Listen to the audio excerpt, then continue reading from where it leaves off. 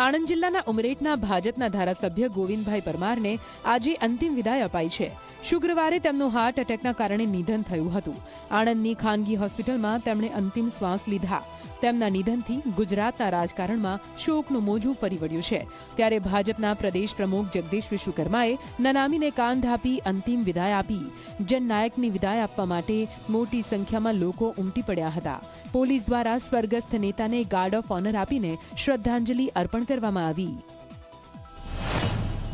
નગરપાલિકા હોય, જિલ્લા પંચાયત હોય કે છેક સરકારના રાજ્યકક્ષાના મંત્રી સુધી જેને જવાબદારી સંભાળી છે એવા ગોવિંદભાઈ પરમારનું દુઃખદ નિધન થયું છે।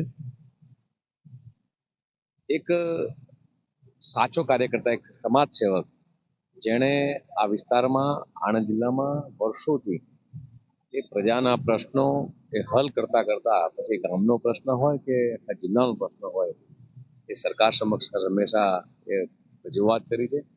એક સનિષ્ઠ ધારાસભ્ય તરીકેની, લોકસેવક તરીકેની એમની આખી ઉમદા છાપ હતી।